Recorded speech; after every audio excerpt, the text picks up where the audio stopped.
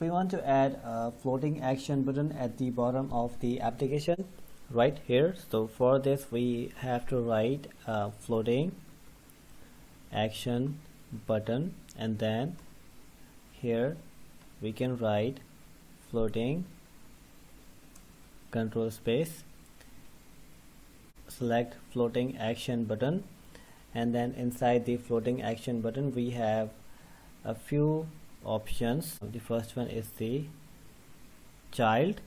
Inside the child's write icon and round brackets icons dot, press control space, select write plus, and +1 icon is good.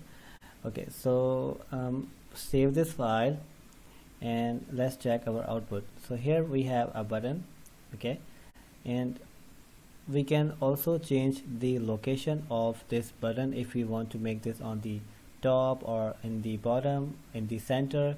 You can do this by writing floating action button location and then write floating and select floating action button location dot.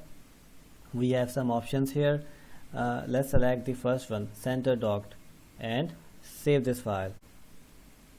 This icon is in center now. This floating action button is in center now. So we can also make this center float. So the center docked is something which is stick to the bottom, and the center float will make it float at the bottom. Here we have some space, right? Okay, make it on the top of our application, center top. Save this file, and we have this icon at the top. Here are few more options which you can try.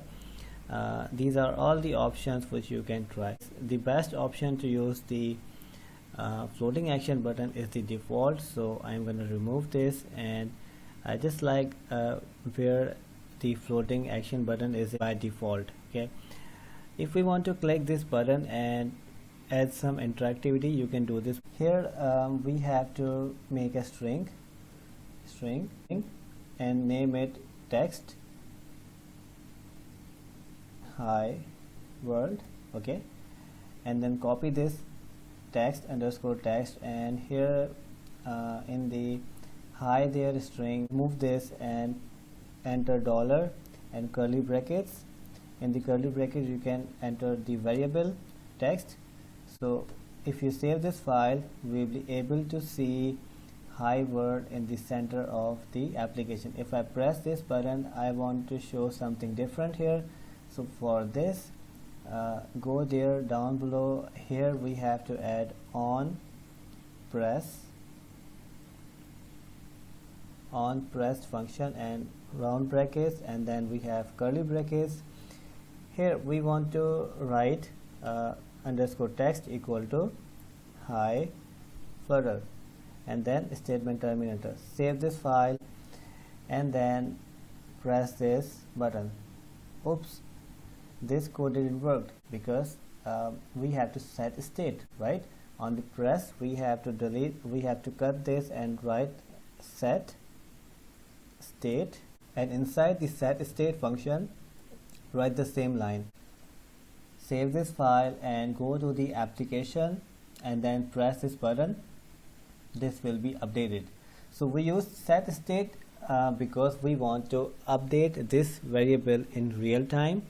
So we define this variable here, and then we use this variable there, and on pressing this floating action button icon, we want to change this button and we want to set state.